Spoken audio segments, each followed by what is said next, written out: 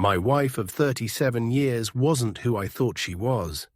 The woman I buried last spring had been living a double life since 1987, and I only found out the truth when a stranger showed up at her funeral with a manila envelope that changed everything I thought I knew about love, betrayal, and redemption.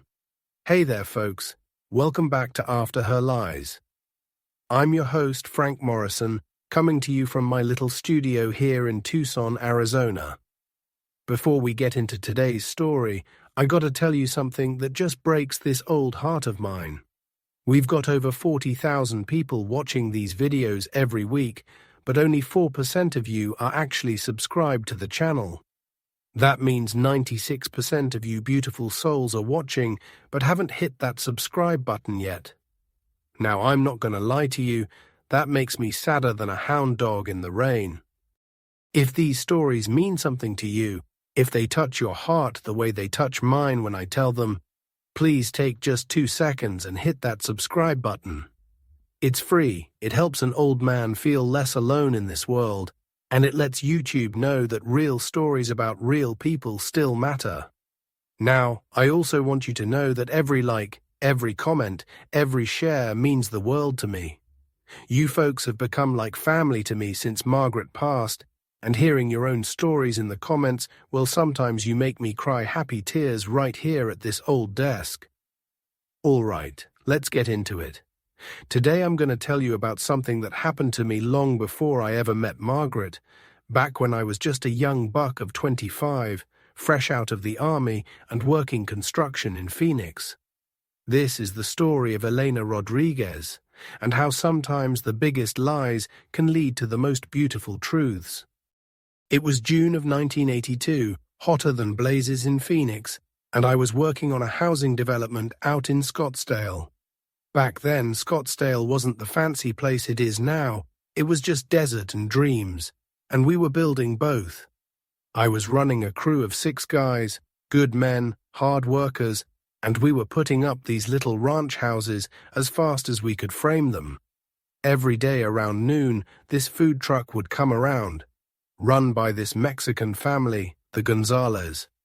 They made the best damn tacos you ever put in your mouth, and cold Coca-Colas in those little glass bottles that tasted like heaven when you'd been swinging a hammer since sunrise. That's where I first saw her. Elena. She was working the truck with her uncle Miguel. And Lord Almighty, she was the most beautiful woman I'd ever laid eyes on. Long black hair that she kept in a braid down her back, eyes dark as coffee, and a smile that could light up the whole desert. She couldn't have been more than 22, 23, and when she laughed, it sounded like music. Now, I wasn't much to look at back then, 6'2", all elbows and knees, with a face that looked like I'd been on the losing end of too many bar fights. But something about Elena made me want to be better, you know? Made me want to stand up straighter, speak more carefully, be the kind of man who deserved to hear that laugh. For 3 weeks, I'd go to that truck every single day. Started bringing the whole crew with me, told them the food was so good we had to support local business. Truth was, I just wanted an excuse to see Elena, to maybe get her to smile at me the way she smiled at everyone else. Finally, on a Friday afternoon, I worked up the courage to ask her out. My hands were shaking so bad I could barely hold my wallet to pay for my usual 2 beef tacos and a Coke. When she handed me my change, I said, "Elena, I was wondering if maybe you'd like to go see a movie with me sometime. There's a new one playing at the drive-in, An Officer and a Gentleman." She looked at me for a long moment, and I swear I could hear my heart beating in my ears louder than the jackhammers on the job site. Then she smiled, but it was different this time, softer somehow, and she said, "I'd like that, Frank. I'd like that very much." We went to the drive-in that Saturday night in my old Ford pickup, the one with the bench seat and the radio that only picked up country music. We parked in the back row, and Elena had brought a thermos of coffee and some of those little Mexican pastries, the ones dusted with cinnamon and sugar. During the movie, we talked more than we watched. She told me about growing up in a little town outside Guadalajara, how her family had come north when she was 16, looking for a better life. Her English was perfect, but sometimes when she got excited or emotional, she'd slip into Spanish. And even though I couldn't understand the words, I understood the music in her voice. I told her about growing up in Oklahoma, about my daddy who worked the oil fields until they gave out, about my mama who died when I was 15, about how I'd joined the army because I didn't know what else to do with myself, about how I'd ended up in Phoenix because a buddy from basic training said there was work here, and how I was trying to save enough money to maybe start my own construction company someday. When the movie ended, I drove her home to this little apartment complex on the south side of Phoenix. Nothing fancy, just a bunch of two-story buildings painted that desert pink color that was supposed to look cheerful, but mostly just looked tired. I walked her to her door, and when we got there, she turned to me and said, "Frank, I had a really nice time tonight." Then she kissed me. Just a soft, quick kiss on the cheek, but it felt like lightning. I stood there like an idiot for probably 5 minutes after she went inside, just touching my cheek where her lips had been. We started seeing each other regular after that.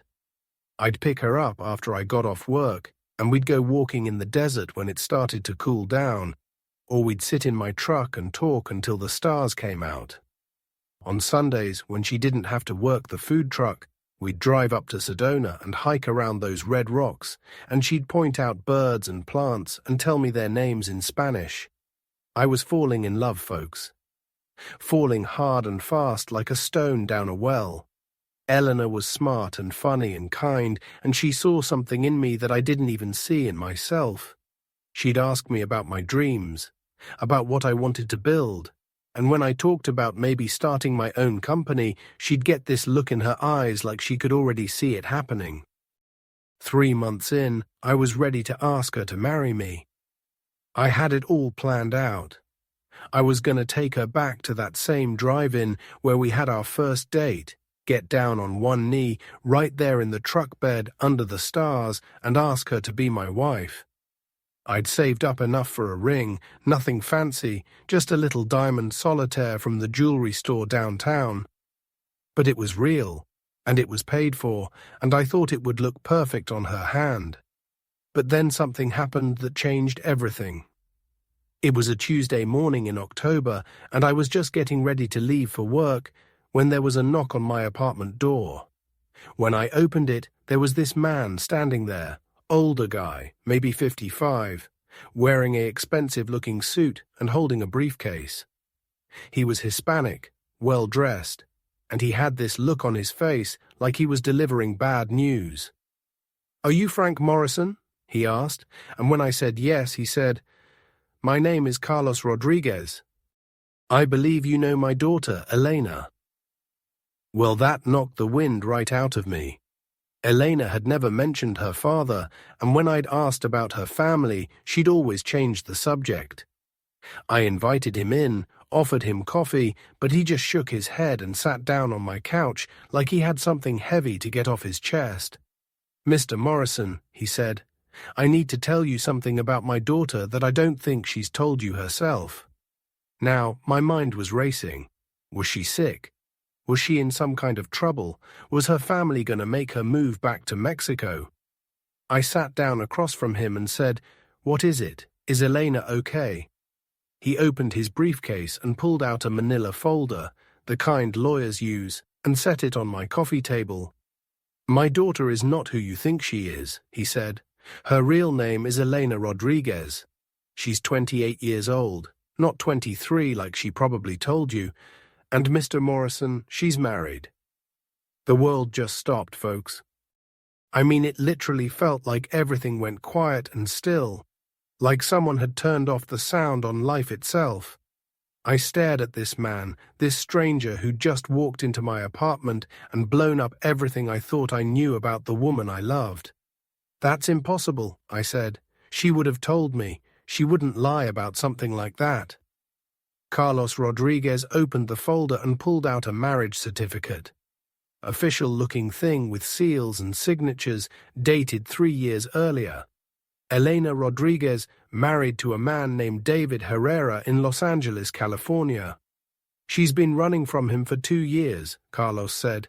David is not a good man, Mr. Morrison. He hurt her badly, and she came here to hide. She changed her name, her age, her whole story because she was afraid he'd find her. I picked up that marriage certificate with hands that were shaking worse than they had the day I asked her out. There it was, in black and white, Elena's signature, clear as day. But something didn't feel right about this whole thing. "Why are you telling me this?" I asked. "Why now?" Carlos stood up, and for the first time since he'd walked in, he looked uncomfortable. "Because David found her. He hired a private investigator, and they tracked her here. He's coming to Phoenix next week, and he's going to take her back to Los Angeles, whether she wants to go or not." The way he said it, with that resignation in his voice, that's when I knew something wasn't right. I'd been in enough fights to know when someone was trying to size me up, and this whole conversation felt like a setup. "You're not her father," I said. It wasn't a question. Carlos Rodriguez sat back down, and for the first time he smiled. It wasn't a nice smile. "You're smarter than you look, Mr. Morrison. No, I'm not her father. I work for her husband. He sent me here to make you an offer." He reached into his jacket and pulled out an envelope, thick and heavy. "There's $5,000 in there, cash.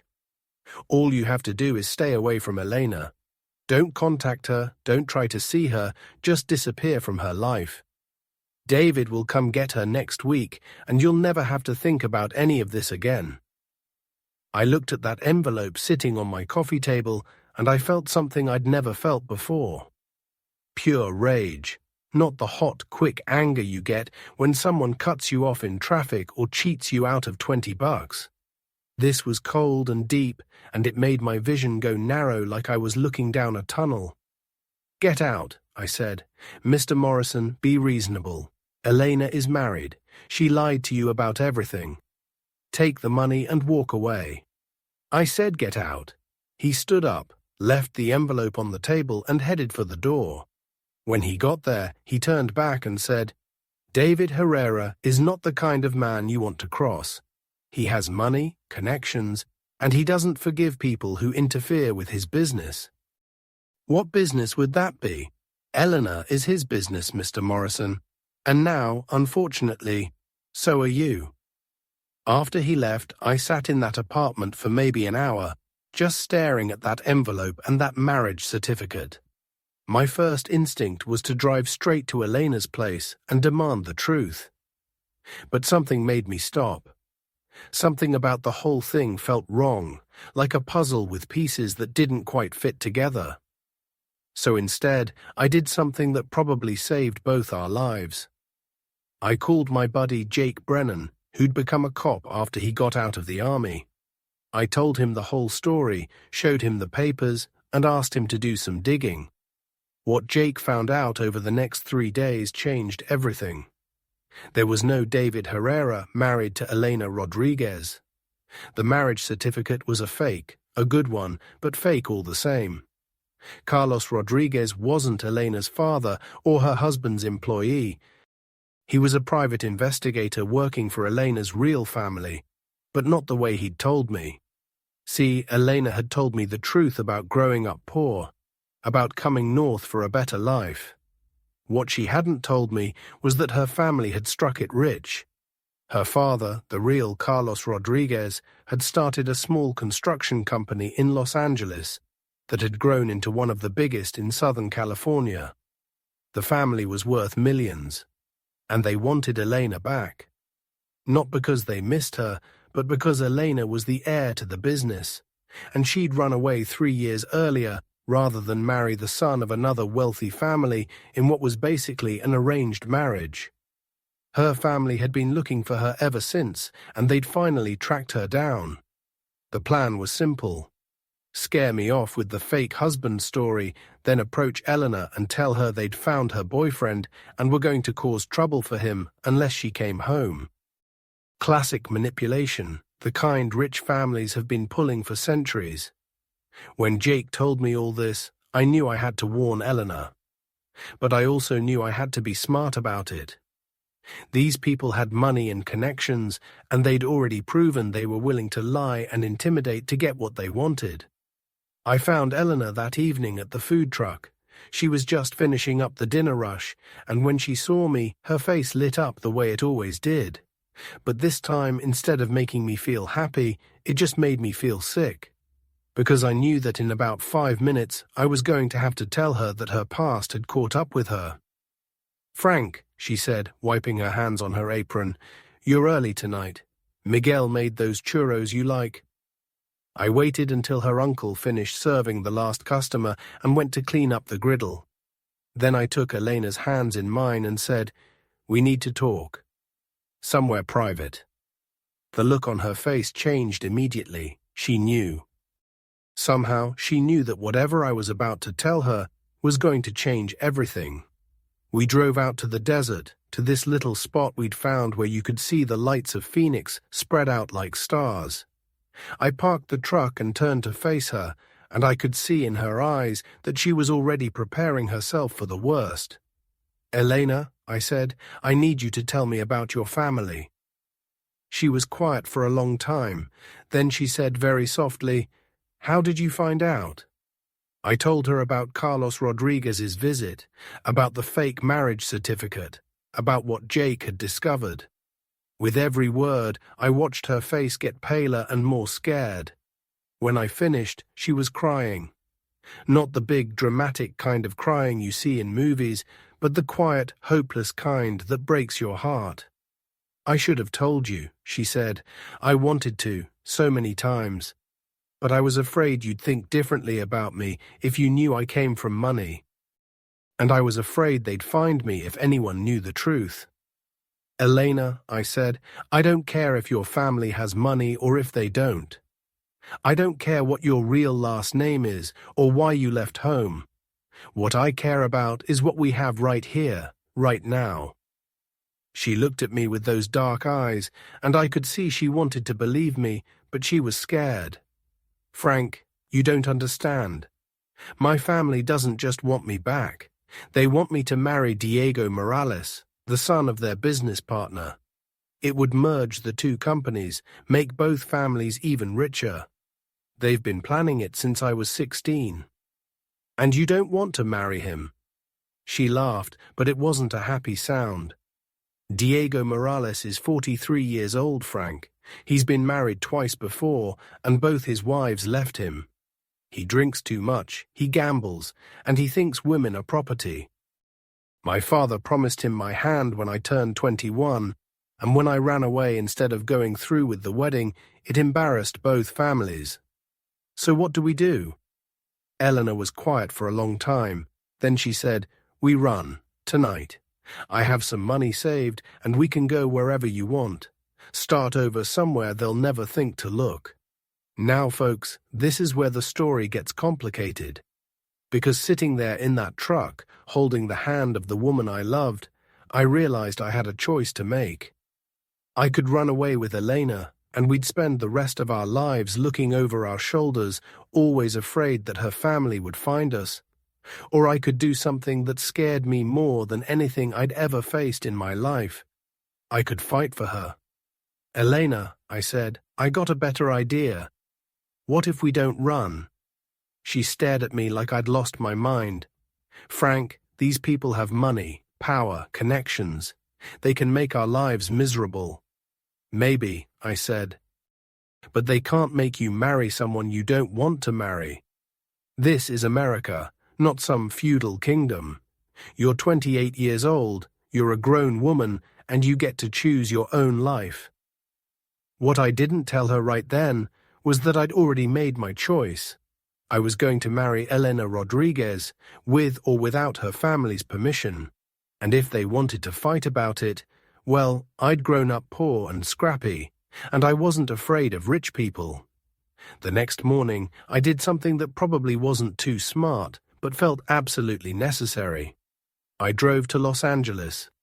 I'd gotten Elena's father's business address from Jake, and I showed up at Rodriguez Construction at 8 in the morning, wearing my best shirt, and the sport coat I'd bought for job interviews. The receptionist tried to tell me I needed an appointment, but I just smiled and said, "Tell Mr. Rodriguez that Frank Morrison is here about his daughter Elena. I think he'll want to see me." 10 minutes later, I was sitting in an office that was bigger than my entire apartment, across from a man who looked like an older, more distinguished version of the fake Carlos who'd visited me.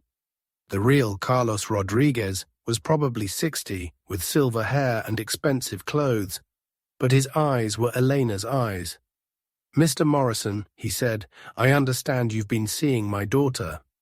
"Yes, sir, I have, and I'm here to ask your permission to marry her." Now that got his attention. He leaned back in his chair and studied me like I was a blueprint he was trying to understand. "Do you know who I am, Mr. Morrison? Do you understand what my family is worth? I know you're Elena's father, and I know she loves you even though she ran away from you. That's all I need to know." For a long moment, we just looked at each other. Then Carlos Rodriguez started laughing. Not mean laughter, but the kind of laugh you get when something surprises you in a good way. "You've got balls, I'll give you that," he said, "driving all the way down here to ask permission to marry a daughter who's been hiding from me for 3 years. But Mr. Morrison, there are complications you don't understand." He told me about the arrangement with the Morales family, about the business deal that depended on Elena marrying Diego, about the promises that had been made and the money that was at stake. "I made a mistake," he said. "I thought I was doing what was best for Elena, securing her future, making sure she'd never want for anything.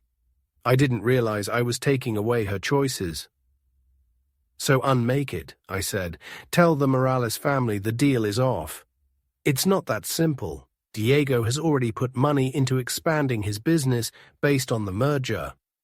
His family will demand compensation, and they won't be reasonable about it." "How much?" Carlos Rodriguez named a figure that was more money than I'd ever seen in my life. More than I could make in 10 years of construction work. "That's what it would cost to buy Elena's freedom," he said, "and Mr. Morrison, I don't have that kind of liquid cash right now without selling assets that would damage the business and hurt a lot of people who work for me." I sat there in that big office, feeling smaller than I'd ever felt in my life. But then I thought about Elena, about the way she laughed, about how she saw something good in me that I didn't even see in myself. And I thought about that ring I'd bought sitting in the drawer of my nightstand back in Phoenix. "What if I could come up with the money?" I said. Carlos Rodriguez looked at me like I'd just claimed I could fly. "Mr. Morrison, we're talking about $500,000. "I know. What if I could get it?" Now, folks, I need to tell you something about that time in my life. I was young and dumb and full of the kind of confidence that can either make you rich or get you killed. Because I had an idea, a crazy idea, but one that just might work. I drove back to Phoenix that night and went straight to the construction site.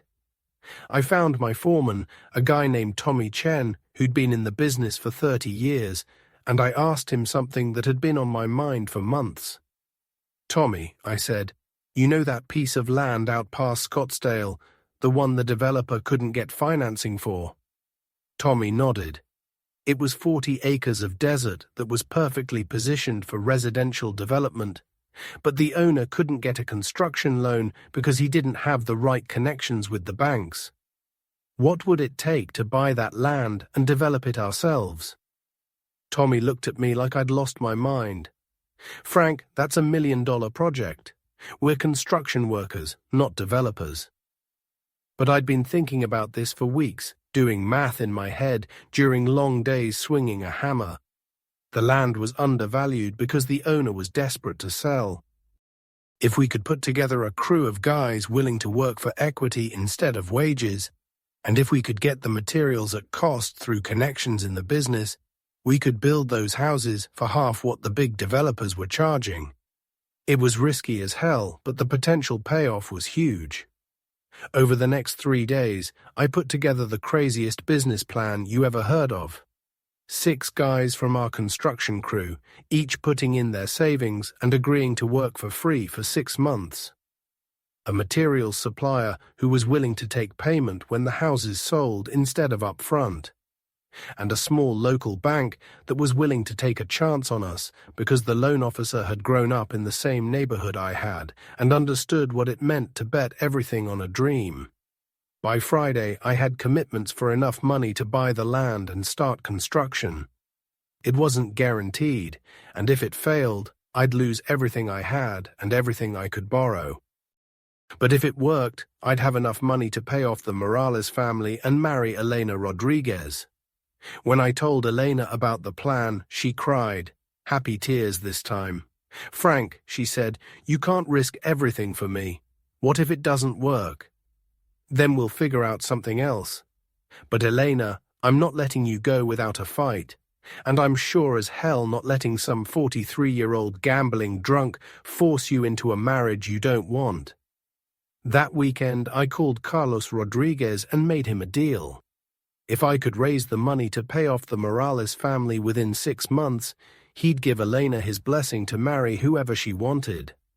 If I couldn't, I'd walk away and never contact Elena again.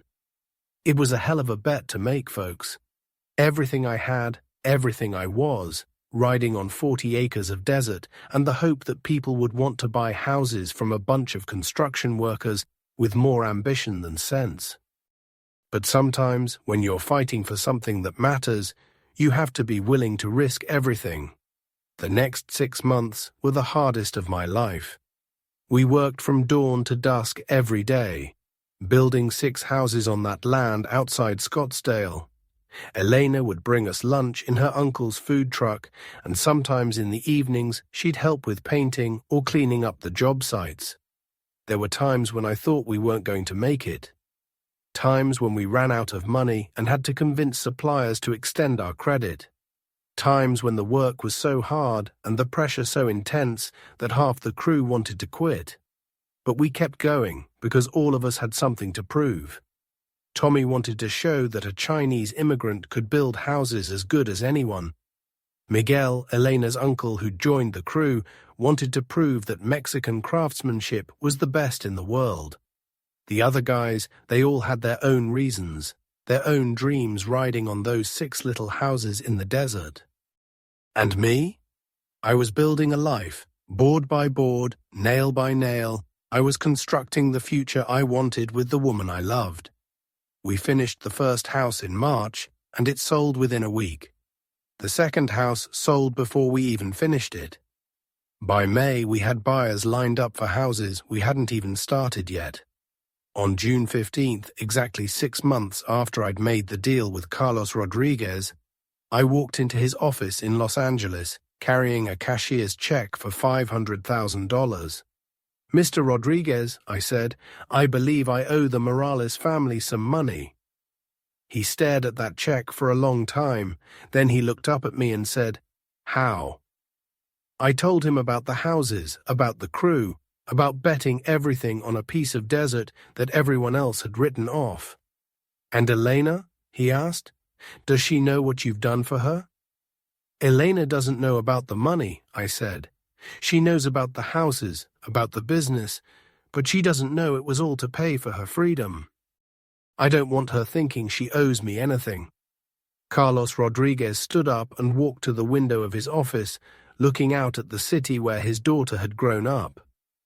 "I've been wrong about a lot of things, Mr. Morrison. I thought money and security were the most important things I could give Elena. I thought arranging her marriage would protect her from the kinds of mistakes I made when I was young." He turned back to me. "But you've shown me something I'd forgotten. Sometimes the best way to protect someone you love is to let them choose their own path." 3 weeks later, Elena Rodriguez became Elena Morrison in a little church in Phoenix, with her father walking her down the aisle and her uncle Miguel serving as my best man. We didn't have a lot of guests, just our construction crew, some friends from the food truck circuit, and Elena's family, who had flown in from Los Angeles. It wasn't a fancy wedding.